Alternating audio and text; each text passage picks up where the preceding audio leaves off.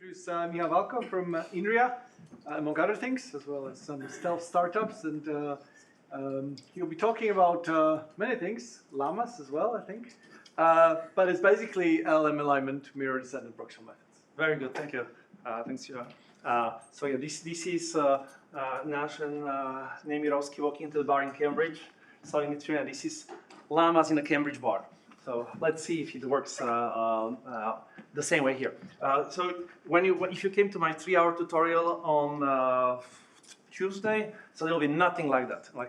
I still do only reinforcement and like game theory. I don't know how to do anything else, but no links. Don't try to make links. So let's start. So like the first thing, we were talking that's what I was talking about, world models and self-supervised reinforcement learning, and I was kind of lucky to be part of training of Gemini for first few series and then for Llama 3. So if you go to one of these websites, there is a chance that you will be communicating with models that were fine-tuned the algorithms that we're presenting. All right, so there's a lot of people that are involved in that, the researchers with all the big high scale. So some of them are students, some of my former advisors, some people from Princeton, Mila, some people from DeepMind, some people from Meta, some people that came from me with DeepMind to Meta, and so on. And if you want to read more specific details about those things, so these are the list of the papers. Probably the newest one that contributed to the talk, to the title of the talk is this one. So this is on archive as of I don't know, a few months ago. All right. So what do you want to do here? All right. So this is Armistice Day Poppy Seeds. We'll talk about algorithmic alignment. As Jan said, they kind of try to explain how it's done today and what is the new and why it's both kind of interesting to bring the game theory multi-agent perspective to that. Right? In general, what we want to have is still keeping the same thing, minimal feedback for users. When you want to make something useful, we should not ask users to spend a lot of time labeling, what they prefer before any AI ML stuff could be useful, right? And so, in particular, this also contributes to how minimal feedback we would like to have with large language models before become useful, right? So, in current recipe that's been already tried and kind of retried in the last 3 years, you have random neural network, you have pre-trained model. Now sometimes these days, in the last, let's say, 12 months, we call the mid-training, to some of RL stuff, so you can follow instruction better. You do SFT, follow instruction, and at the end, you have a final model that always improve the capacity. Why we do these kind of trainings, and one is traditional, one is that because there are different teams, one is because different data and also different time steps. But it's also because of some data is. What is SFT? Yes, supervised fine tuning. Just supervised learning. It's so I always try that thing, right? So in the first place, these are probably already known, but just. In the first place, in the first training, the objective, you crawl our internet, I don't know, 100 trillion tokens, and what you predict is next word, nothing else. You mask the future, and you need to predict next word. What changes in a kind of, instruction fine-tuning or SFT or whatever you want to call it? The loss is the same. Somehow the input-outputs are different. So the input, you say, well, for this response. For this prompt, I want this completion, right? Because at the end, at the end of this phase, I just have a model that completes the sentence, like it's chatterbox, blah blah blah blah blah at the end. But this is not very interesting, communicator if it doesn't stop talking, and second, it doesn't follow instruction, right? We want these LLMs or models to do something for them, and so for example, in this part, we'll make sure that they shut up at some point and then lead us to the next thing to us. So this is one of the instruction. We try to make that. There is this is not what we talk about, but there's a part of that okay, if you create the 5 words, if you want 5 words, that the 5 words will come out. If you want 3 sentences, if you want to follow these things. But some of the thing is very difficult to express, right? Even with the expert expert output, right? Like this is a typical case that I want to drive a car. It's very hard to write a manual how to drive the car. Okay, in this state, do that, right? Because the states are too many. You should adjust.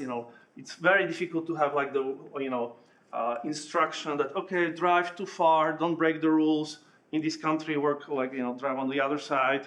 But don't drive too slow. Get me to the destination. But if it's raining, do this. But if it's somebody's like very jerky driving from me, like take distance. So all those things are very difficult to describe. So and even demonstrate all possibilities. So it's much easier and cheaper to. So what changes again this data?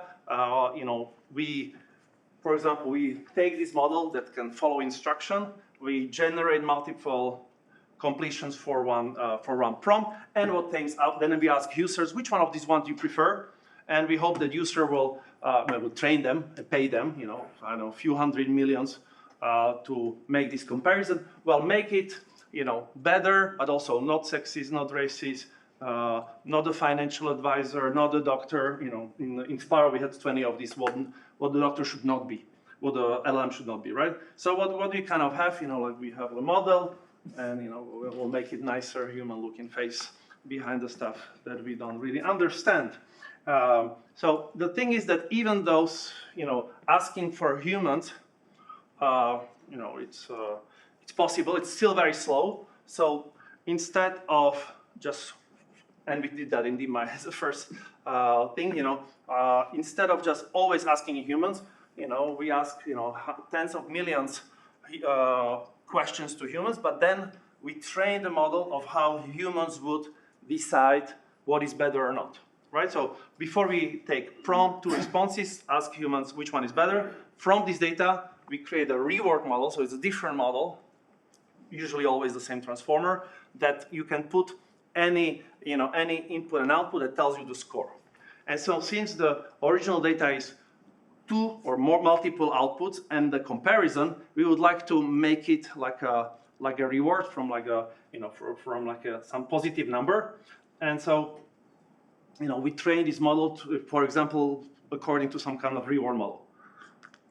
But before that, I want to to make the reality check. RL in the past and RL now, like even the recent past. Like if you remember, in prehistorical, even DeepMind times, like in Atari games, we were taking, this kind of combination of CNN and RNNs which were small network. We still not allowed to say how much small, but very small. And we did 10 to the 10,000 steps. And then we have one Mario brother was able to jump and collect, I don't know, strawberries. But now we take the model, like for example, Llama 3, 4, or 5B. We do only 1,000 or million steps of reinforcement learning at the end, right?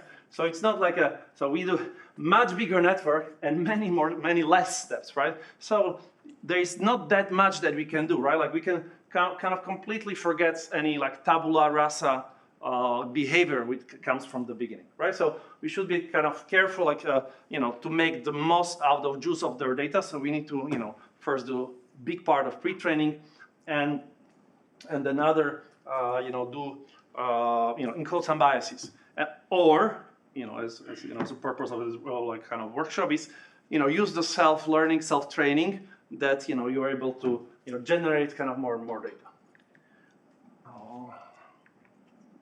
All right, so this is what current approaches are doing. So you take a lot of this data. I don't know if I had, yes. You take a lot of this data. It's here. Prompt and the answer. Your highest quality data. Here you take prompt, preferred answer, and non-preferred answer. This is your input. This is your input for the reward model, and then you would like to extract the reward. So you're gonna assume one thing you can do, Bradley Terror or other model, just ELO score, that how simple human memory works, that it takes the reward that is better of the one response and then another one, and it takes the sigmoid. Obviously this is not true, but this is our assumption. And then we kind of convert, this is just a simple supervised learning. We just make sure that we learn this R such that the preferences would be the same. And the whole thing, and then once we have reward model, we just use RL. So this is a naive reinforcement learning 101. We have a reward model. Well, let's do something with the weights with gradient sense to make reward model maximize and hope that this will be the good thing. Right? There are many problems here, but this is like the traditional recipe that made Instruct GPT and ChatGPT work. And the whole rest of the talk is that I will claim this is bad or wrong, and how to improve it. And so, first we will do like some kind of small change in how we'll train. Not changing number of parameters, not changing data. So before we would have had this reward model that we can take any new prompt and any new completion and it outputs the ELO score. So we will just train this way. Now we're gonna change it. Same, so we don't need to collect new data. On input we do, prompt, completion, and the alternative, and we're going to learn, whether the humans would prefer that y over y prime. It looks kind of like not that much different, and it's not that different, but it already has like a small practical benefit. Oftentimes, deep nets don't like noise and don't like different kind of scales. So here you have kind of already something that scales between 0 and 1, while here, this could become completely unbounded. And, then and what do you do? Well, I want to here maximize the ELO score, and here, of course, I would like to maximize the probability being winner, right? So I'm just going to skip over there. And so just to make sure we understand, it's what I'm kind of trying to learn with just different reward model, the preference model, is that, well, I just want to get rid of this assumption. And don't get me wrong, assumptions are good, right? Like in physics, we forget about the friction so we can get something. But here, same number of parameters, same data. What is this, extra assumption giving us? It's actually shooting us in the knee because, maybe it bakes some, bias that may not be true. So let's just not have any assumption and see what we can get out of it. Well, we'll still have one that's anti-symmetric. That's not that difficult. I like, blue versus red, one minus the other one. And we'll just say that we'll define that for this prompt, I prefer this response to the y prime, such that if I sample, random human Z from the population of Cambridge, so every this human Z will have a, deterministic function that will get 0, 1 response whether I prefer y over y prime on prompt Z. Why I just did that just so can I define it? I can compare now the models. So I prefer, ChatGPT 4 over Gemini 5, on that prompt if I randomly sample the completions because, the sampling is random, and on average, I prefer one transfer from the other one. So no change. And the only thing why I did it, because this kind of definition, yes, please, yes, Sam. Do you assume that preferences are transitive? Not anymore. So we're just throwing away that assumption. Exactly, yeah. So this is like in 2 slides, but yes, yeah. I don't want to assume that presence are transitive, which is one of the few things that Bradley-Terry model assumes because they're linearized. And so, what I'm going to do is like now I can define a Nash equilibrium, what it is, and why would I care, to define Nash equilibrium? The thing is that if you remember this three-phase recipe, pre-training, SFT, or whatever, mid-training, and the last one. So in the last one, what we do, we pay, scale $100 million, dollars to find one model that beats that model, that humans would prefer on average to this model. And as a result of the fact, we do find one model that, that we find a model that's the best response, this is a game theory term, for those ones who don't know, to this model. But, and it's good. And I have one model that's better than the other. But I just claim it's not enough. I don't want one model that's better than this. I want one model that's better than all of them, right? Winner takes them all. And so this is just the definition of Nash equilibrium, not just Nash 60s, right? If I compare, if I'm at equilibrium, if I deviate a little bit from equilibrium, then on average, my model that I claim reaches the Nash is going to be the winning one. Yes, please. The idea was that, in principle, I wanted to find a model that finds the best y among all y primes.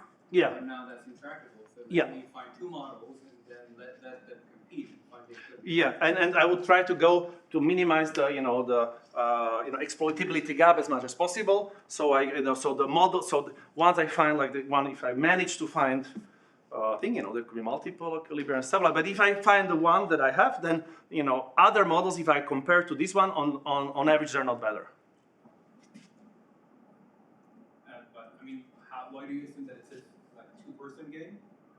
Because it's very difficult to make it for one person. Because here we're just trying to have. So if it's not through a two-person game, you will just take the comparison between multiple models in the two-person assignment, because it's just easy to optimize this way. Because for the two-person game, I can have a strong guarantees on convergence. There was some other question? No? Thank you for that. Well, I'll skip this because we don't have much time. So this is just saying that even if you define like the best response versus probability of winning, and even if you go follow the Bradley-Terry assumption, so you have these linearized models, the answers are different, because you could all say, well, why are you doing all this mumbo jumbo? Because at the end it's the same thing. And so here just example what is not the thing. But I want to more focus on like convincing you like this is a better, if I didn't yet, better objective, right? So some already kind of touch one, but this is another one. Let's say like I have like in US Democrats versus Republican, and one data point is more Democratic than the Republican, and then so since you do Bradley-Terry winner takes it home, then all responses are Republican, and then it's also not stable, because like if I take two more data points that are Democratic, then optimized model is all Democratic, right? So winner takes it all. While Nash things will just say the mixture policy is just half-half. And this is actually extreme good case, because typical case, let's say I have 100 diverse groups, and one is just tiny bit bigger than each of them, then everybody kind of caters, the model caters for this group, which is not necessarily what you want, unless you want to have autocratic model that that you may want to have. And so this is exactly what what Sam said. Like this is example with 3 dice. If you don't have transitive spaces, a very nice paper from Mila and DeepMind in 2013 comes. So actually, humans are kind of transitive, because when I try to propose like these things for DeepMind we work on it with David Silver, and who's going to talk later. He said, well, actually we see in the data it's very transitive, because if I like lemon ice cream over chocolate over vanilla, then I like lemon over vanilla too, right? So not that much, but there's the other thing that's not that not respected in data is non-additive. So how much I like lemon over raspberry over vanilla, it's actually according to Bradley model, sigmoid over this difference of the rewards, and this is definitely not happening, right? It's definitely not covering the case. So this is for time I'll try to just explain. Also the models that we have, super sensitive how data are corrected. I'm from the small town of Slovakia, from Košice, and let's say I'm a best chess player there, and I never, I win all the games, so my ELO score is high. And then if I go to like big city, whatever, it's big London, right? I'm lose, right? So my ELO score is not the best possible. I can even get good example. Let's say, I'm the second worst chess player in the world, and Dima here is the worst chess player in the world, right? And so since I want to have a high score, I just play with him because I'm just gonna win. I'm gonna maximize the score, And since I'm insecure of losing my score, this never happens, right? So that's what I do when I play my nephews of 2 years old. I like them because I always win, right? And you see this is very contrived example, because if this would happen in real life, they would make me to play with Kasparov, and I would lose. But it's not that contrived example in LLMs, because what we do for one completion, we generate 2 or more prompts, and only one single human makes that comparison, right? So there is not many games that are played, that you can feed the probability, And this makes a lot of problems both in these kind of models for convergence, for example, this PPO policy gradient, and also for DPO, because if you think this kind of sigmoid reward winner minus loser, you know, you're kind of fitting 0 or 1 because only one human did one, so you don't have probability. And where is sigmoid equal to 0 or 1, you know, scale sigmoid? It's in infinity. So that actually brings a lot of things because you're trying to kind of learn infinity. Well, but you know, in DeepMind, they didn't care about my beautiful theoretical explanation. So only thing that convinced people that it fits better. But there's also no surprise, right? Like if your data comes with winner-loser preference, like preference data. Well, if you through like what's called like information inequality, like you just can only lose, right? So if you're predicting performance, so here we did like the simplest ML 101 experiment that 7% of data we train reward model versus preference model, and we just try to do the preference of 30%. So this is what it helps. So hopefully I convince you this is a good thing to beat all the models, not just one. Now the question how to do it. So there'll be story about game themes and self-improvement that we have, and it kind of relates to like a solving of imperfect information gates. So now let's try to be like practical how we to do it. So imperfect information names, you can just imagine poker because you don't see the cards of the opponent, right? And so the trees become very big because you can also, they're called information nodes because you need to also, there are multiple options of what your opponents could have and you need to reason about that. And so for typical reinforcement learning or not including information, so full information games, we had solutions. Those solutions are kind of building a tree, like AlphaGo or MCTS. We have optimal algorithms that just build the tree. The thing is that for real scenarios, like for bigger scenarios, let's say just go, we cannot afford to build a tree. Because current real scenarios that you have, right, like we talked about it in last week, is like, well, we have like a, bunch of GPUs or TPUs that create trajectories, let's say, play chess with each other, or here, do the completions for prompt, like you have, thousands of GPUs or millions of GPUs, and then you have like a CPU that takes some of the prompts, updates your policy, and distributes it back. Well, this is very good, but the thing is that it's very difficult to make it a tree, because like tree had to have all examples. So already for a game called Stratego, which is something like chess, but you don't see some of the values of the figures. The things are very high, so it does not scale. You cannot build a tree as you could go for AlphaGo. And here in LLMs, trees use kind of also infinite because it's your branching factor is how many tokens I have a next step. Well, 40,000 in Gemini 1, 220,000 Gemini 2, and this grows very fast. But the thing is, this is something what we implement. So actually, we did not have optimal algorithms that was not building the tree, optimal converging to the Nash equilibrium, when I say, right? And so this was something that we tried to solve, and this is something that I tried to kind of work on for 10 years. So I started in 2024 with some very simple thing called implicit exploration. So this is some modification of importance sampling. It's something very trivial that if you're estimating quality of some action and reinforcement learning, well, you try it, divide it by probability that you're trying it, that your expectation is action. But the thing, if you have probability, it could be very small that you're trying, so this could explode. And deep learnings don't like things variable. Now, if you go for like game stuff, so your probability is often the priority of trajectory. I play, some play, I play, some play, I play, some play. You multiply a lot of numbers smaller than one. You get very small number and 1 over very small number. It's not good for deep nets, right? So one thing that you could do, there's a lot of variance reduction, but one we can do, you can just add small number to the denominator, right? Like regularize.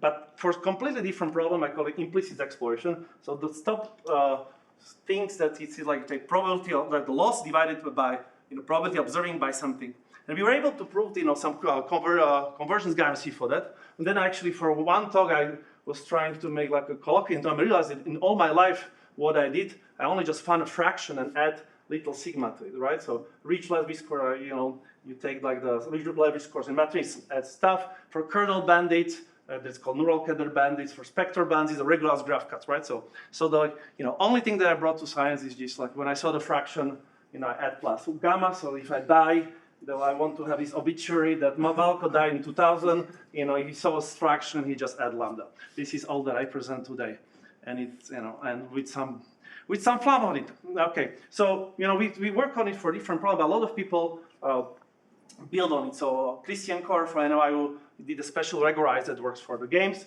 People in DeepMind did Monte Carlo. And first kind of results there will be for game theory came from Shijin, who was at the time a student of Mike Jordan, that also wrote this famous paper like Q-learning is provably optimal. And so they found like first result how to actually use this implicit exploration from 10 years ago, now 11 years ago, in implicit information games. I'm sorry, in imperfect information games.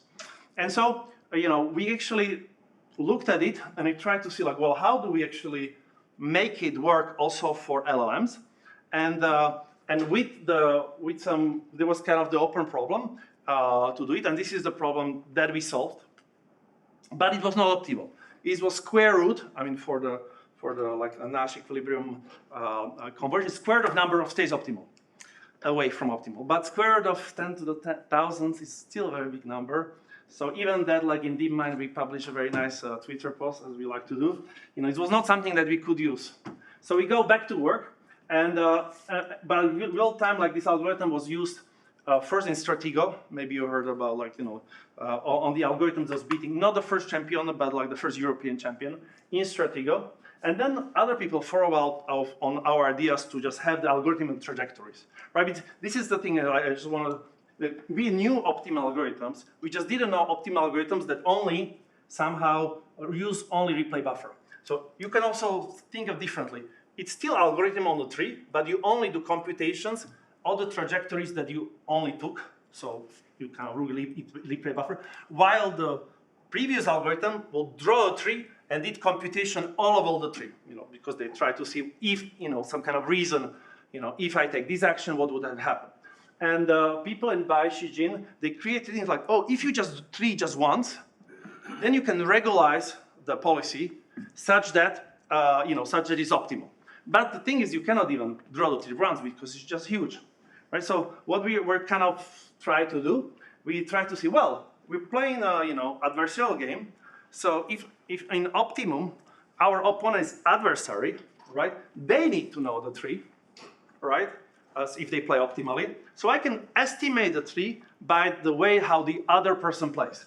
So like in implicit exploration, we kind of was like peeking on the loss. Now we just pretend we just see the tree. We don't estimate the tree, but we have a sample transition. We call it a balanced transition of the tree.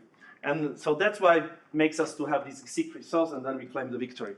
And the thing is that we got the best pair of word in ICML, and then we kind of well, this is exactly what we're trying to do for LLMs. This is we would like to solve this Nash equilibrium where you can only use the replay buffer, right? And so this is a Nash. So just to repeat what we are doing from beginning. So we train the preference model, not the reward model, and now we kind of solve for Nash equilibrium. 2 steps. Train the preference model and then solve for Nash equilibrium. I'll go through it quickly because, I want to get to like the newest things as fast as possible. So traditional methods, meaning PPO or like policy gradient methods that are used in GPT is like pretty much just one line with a lot of tricks. It's grad log pi, reward minus a value function baseline, right? Because to reduce variance. Already this, if you look at this, like let's say you train a llama model, which is 4 or 5 billion parameters. Reward model is also 4 or 5 billion parameters. And this thing that just estimates one number, which is kind of expectation of this one, is also 4 or 5 billion parameters. So you already have to keep a network 3 times 4 or 5 billion parameters, because the variance of this is value function variance is low. The thing is that while we're not thinking of it, but variance reduction is free for it. Since our preference model has numbers between 0 and 1, then we know that optimum, when you play with each other, it's 1/2. So it is 4 or 5 billion parameters that you have to train. I just deleted thing in the code and replaced with 0.5. And this worked better, right? So just kind of reframing what you're optimizing, the preference with rewards, already you get this thing. It's not expecting. Now, this slide shows that we're not solving this reward hacking model, right? The thing is that I never mentioned, but it's obvious to everyone, right? Like if you just have reward model and you try to maximize it, then at some point it goes out of the expected data, out of the data it was trained, and model collapses. So at the end, when you do it, oftentimes with a model that just outputs pizza, pizza, pizza, pizza, because people like pizza on the internet, you know, or smileys, right? And so that's why we usually try to not go very far. And you know, practically we say, well, don't go away from the training data, and practically we just take like kill regularization from your final solution to the previous one. Well, here we did not solve the problem at all, but we had to address it too, right? So one thing that you could do, well, also, you know, look for Nash equilibrium, but don't know for our data. But we first decided to do something kind of cheap, but ended up working. That, well, you know, if you're better than some other model, because in comparison, but this model is shit, then don't take it to account, and on the other way symmetrically. And the thing is that while, you know, this looks like a hack, you know, it adds some like convexity to the problem that makes it's just regularized problem that makes it unique. You can get fast conversion and distribution, and even last convergence guarantee. And so now, you know, you could even use Nash algorithm for it, right? Like, you know, Nash already had algorithm how to solve Nash equilibrium. This is his algorithm. You know, take the SFT policy and find one that beats it. You see, Nash invented ChatGPT already in the 60s. But he didn't stop there. He said, well, take the best policy and add the, you know, ChatGPT to it, and then find one policy that beats both of them, or all the mixture of two of them. Then find ones that beats all the mixture of them, right? The thing is that, you know, this kind of solution concept that many people call it works, but the problem is that, you know, you do until you cannot do it. The thing is, each of them, let's say, are, you know, 500 billion parameters, and you need to store them in memory. And it becomes quite pricey, memory-wise. So the solution that we had, like this is like algorithm that's called Nash mirror descent, is that, you know, what you're trying to do, you optimize for best reward. So this one that solves Nash equilibrium, and you don't go away, but now the previous step. So this would require storing one previous policy, but we said, well, if you don't do R max and you just do one gradient descent, you can kind of pretend you don't go too far. So you forget about this. And then you only think that's stable. Well, I just want to go arc max over my reward model. You know, in the previous slide, only on this one, you know, they're taking derivative, you know, this doesn't penetrate, so it goes to 0. So we stayed with like, I want to look for my improvement of my reward model, my minus 1/2. This is like the cheap variant reduction, you know, plus the stuff that takes from that comes from here, reward hacking prevention, right? What is important is how you know, for the proofs, like what kind of policies you compare. And so practical algorithms was like that. You take your SFT or fine-tuned policy, you find, you know, first one that's better than this one, like best response. Then you mix them. So you do like, let's say, something that works is like 15% of old one times 85% of one, pull them together. You find one policy bit better than this one. Now you, again, take 15% from original, 85% of current online, and so on until convergence. So this is the final algorithm. And, you know, of course, like the results are important. What I'm here plotting is some specific text summarization. But what I'm plotting is actually, I'm comparing how humans would like one way of fine-tuning versus other, right? So if you look, so RLHF, so this is how ChatGPT dies. We start with SFT, we find one model that prefers this one. And we find it, and at the end, humans do prefer it. So it works, 99%. And if you look at our mirror descent, this is for different setup. This is 15, 25, whatever. For different parameters, let's just look at bold one. Well, our model is not as good best response to this one. But now the thing is like, well, but if I compare ChatGPT to, you know, self-play or other methods, well, sometimes it's better, sometimes bigger than 50, sometimes it's less than 50, right? Because, well, you cannot blend it, you know, you train it this way. But if you look at this one, it's always bigger than 50. Sometimes more or less, but like, you know, this is, so, you know, you could actually have to also convince yourself this is what you want. So now, you know, the Nash MD, and this is like the new work, has There's two disadvantages. One is just mixing these policies, right? That requires some technological stuff. It took us 1 month in DeepMind to just mix those two policies, a lot of debugging, because it's all the, the 4-level parallelization. This is one, and second is not the fastest possible. It's not the fastest possible because we don't have any guarantees in convergence. We only can guarantee convergence to this regularized one when we kind of have a nice convex things. But for Nemirovski, the smart guy, he came up with another approach. But before that, there were these magnetic people, that found out, well, actually, they're very smart. He said, well, you don't need to mix policies. You can kind of mix, you don't need to mix policies but beta, 50% one and 80%. You can kind of mix the different kind of KL stuff, and it had convergence guarantees. So this is very smart idea because you don't need to keep let's say, 1 trillion billion parameters in your memory while you do inference, right? And also another thing, if you're mixing policy, if you're mixing stuff, you need to have double forward passes, which is also very expensive. So this is very smart idea, and they even have convergence guarantee for this thing. And then we looked at it, so well, can we build on it as idea and make something even faster? So I have 3 minutes. So I'll try to, this is not my dad, this is Arkady Nemirovski, that did Nash mirror prox around 20 years ago. Who knows mirror prox? It's probably in this community. Okay, well, everybody knows. Yeah, okay.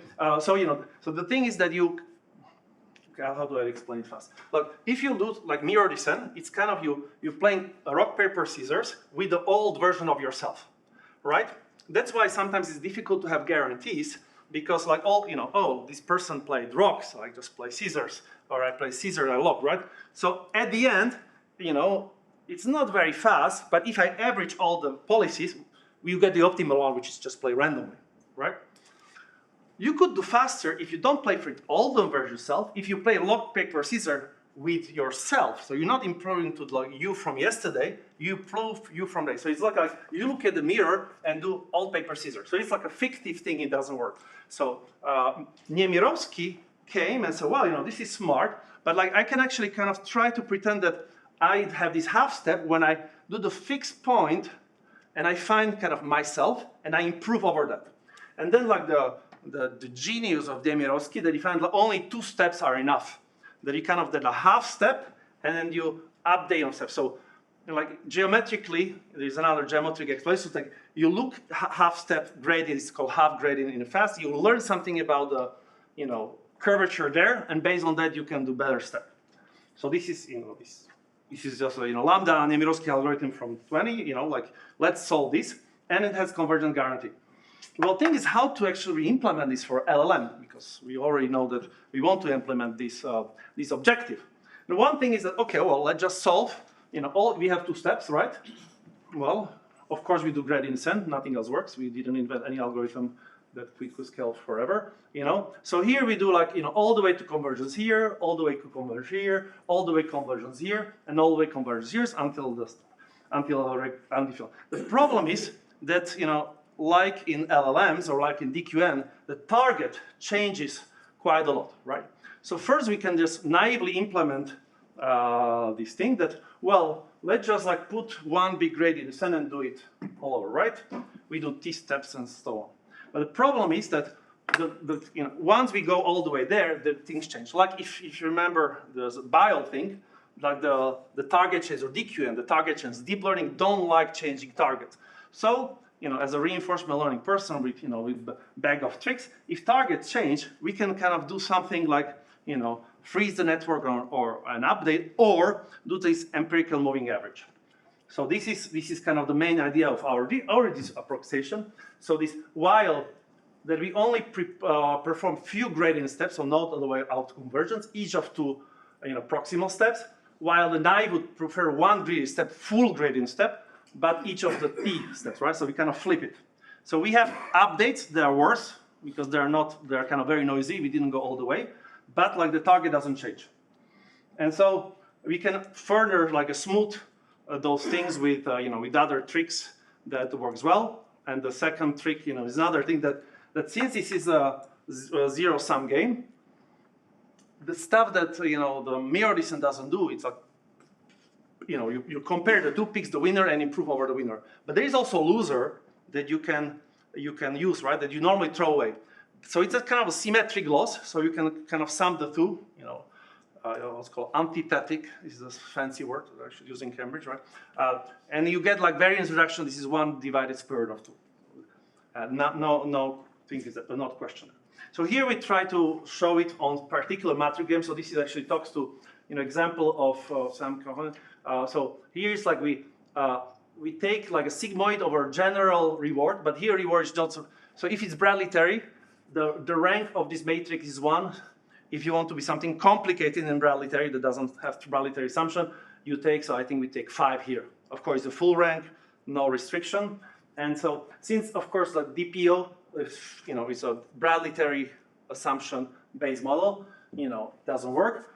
Everything else converges, so this is mirror descent. While we here really, this is log scale, we really take disadvantage of this function because like I haven't plotted the result, but the convergence to like, let's say to difficult, to easy case, regularized case, the real case actually, regular case, in mirror descents are 1 over, it's like it's twice as faster, let's say, 1 over epsilon versus 1 over epsilon square, while convergence in the regularized case, before it was 1 over epsilon, but here it's exponential because it's kind of easy, it's like a single curvature. So like here, when the curvature actually really happens in real life, you actually get practical speed up.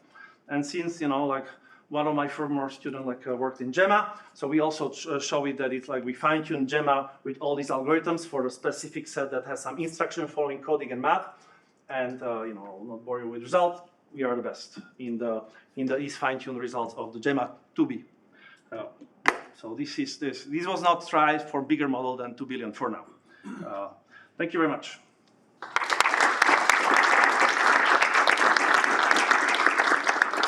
I have some other things, but I don't have time, I think. Well, maybe you have questions. Thanks for the talk. How big of a deal is it that you have strict preferences? How big of a deal is that you have strict preferences? So practically no deal at all, because you just throw the data and hope for the best. Practically, I don't know what you mean by strict preferences, but like this is one of kind of the open question, right? So all these things, as some of you said, really there's multiple things that make it magically work. In regularization that came from, we didn't have to do it. It came from INRIA.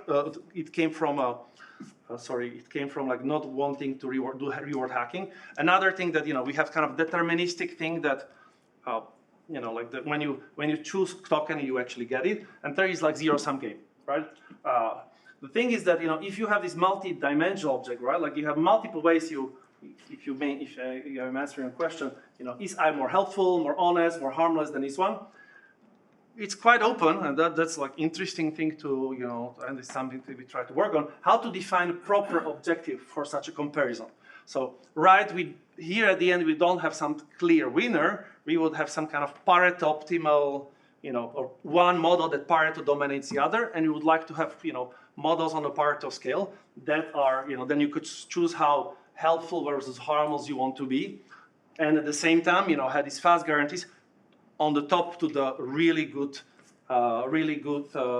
objective, right? Because the thing, I hope like at least I convinced you is like, the objective beating all models is better than objective beating one model. And so that's the whole goal. Did I answer this question or you wanted to ask something else? Kind of, okay, I maybe have second chance on the coffee, yes. I have a quick question regarding this mirror prox algorithm. I mean, in the deterministic case, of course, it's faster, and if you have curvature, it's exponential. It's linear convergence. But in practice, when you really train it, it's all sample based, right? So yeah. So this is the stuff that actually we're working on a theory for the stochastic case that we don't have yet fully. Okay. But like in practical, that's like it does work in a stochastic case as well. Another quick question. So yeah. Basically, our RLHF originally was like a bi-level type of yeah, sure, yeah. And the lower is just training the max-matter reward under some regularization, right? So absolutely, yeah. Now you change it to a min-max form. So yeah. you can directly, when we change it to min-max, lower level, how do you actually get a hypergradient in a sense? What do you say, like, how do you get, like, the... Because if upper level you're training the reward, lower level given the reward, you are training two policies. Oh, I see. Okay, this is, so in general, this is very hard, but like we are kind of easy case, you know, because of this convexifying this objective, that this could end up being possible. So you kind of can climb those things, right? So at the end, you can see, like, if you have like kind of convex Nash equilibrium, you know, like there is like a simple way to show it by variation and equality for two-player games. You can easily show this is convex here and this kind of work. But you're right. If this was not the Z-prom, and I think like what you're saying probably will come up with this one, that's interesting, and I don't know how to solve it. But like in general, this is not easy to do. And here, that's why it's very open, like how to do it. This will be a general sum game. Yeah, exactly. Right? It's a general sum game, and it's you know, a lot of things, that went smoothly, improving stuff, like they're just blocked, right? You know, already the things that you can mix the policy, and you know, like in the log space, you have naturally the sum. A lot of these like assume like the zero sum things, and a lot of this. So there's like we got a lot of luckiness. You know, this is not, we didn't solve game theory. Somehow the game theory that we care for LLMs ends up being easy enough that a lot of proofs go through. But you're right, like, you know, like you directly see like what will be the challenge there. If you have any suggestion, I'm all takers. Yeah. Any other questions?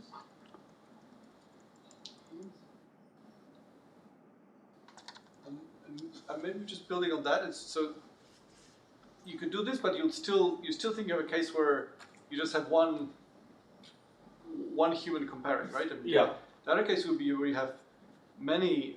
The typical case. I mean, you usually 5 different companies that have 10,000 of humans each. That's and then typical. on top of this, you have the problem of aggregating individual preferences into which we know is impossible. So you would have one more layer of actual paradox. So yes, so practically this is already interesting to see. Yeah, so this like here I'm posing kind of theory, but practically this is already being done. So in DeepSeek, they have this thing called generalized reward models. When they randomly sample, so they ask LLM in DeepSeek 3 or already, pick one of the axes, and it said okay, helpfulness and stuff. Then they use LLM as a judge to judge it, how the LLM, so ask reward model, how is my preference, pick between the two, respecting the axis, like helpfulness or thing. They do 10 random samples and do majority voting. So algorithms are already there somehow. They kind of try to use LLM as a judge to not needing humans. So this is already practically being done, and this is very helpful. This kind of stuff. Though analysis of this is far from obvious, right? They have the different steps, because just like doing it doesn't work. So first they have stuff like where they hardcore did some of these things, and then they randomly sample. But this is already year and a half. This is quite common approach. So it's not just a potential theoretical. This is going on right now. We just don't understand it, how it behaves. And obviously, if we could okay, was it actually solving? Are we just getting lucky, or progressive, or even under some assumption is going to the right thing? Just if it was obvious, I hope it was obvious that when I posted the results, these are results for the tabular case, of things if you could actually have tables of preferences. So we didn't solve deep learning generalization here. Yeah. Sam, yeah. So I suppose with all of these questions, it makes perfect sense for typical use, but for some questions like, is the LLM going to act like a doctor? Is the LLM going to tell me how to make a bomb? Yeah. It's the extreme case that you've got to be dealing with. Yeah. Is this approach functional for those extreme cases where I'm deliberately trying to jailbreak my LLM? So, right now, so not completely, right? Never. So, right now, practically, you try to do, guardrails on all practical levels, right? Some people, sometimes you already check for the words that user is asking. Sometimes you do LLM to do the prompt. Is it a harmful prompt? Then you refuse, And one of these multi-steps, safety, is that you try to steer the model to be unsafe. But it becomes more and more difficult. And right now that with test time inference, when you create multiple quote unquote agents and you send them to the world and have to reason about themselves, you don't need to somehow even jailbreak it yourself. They jailbreak themselves because like you could not, assume, oh, what in the 20 steps of like self-prompting to each other would end up being. So it helps definitely, but not it's becoming more and more difficult. Is they actually do the safety was in the sense for this. So that's why like the practical, let's say, approaches that people care about the deployment. There are other guide rails to make sure it's not happening and still is happening, right? So this is definitely not the solved problem and may not be for a while. Yeah. On this note, let's thank Michal again. Thank you.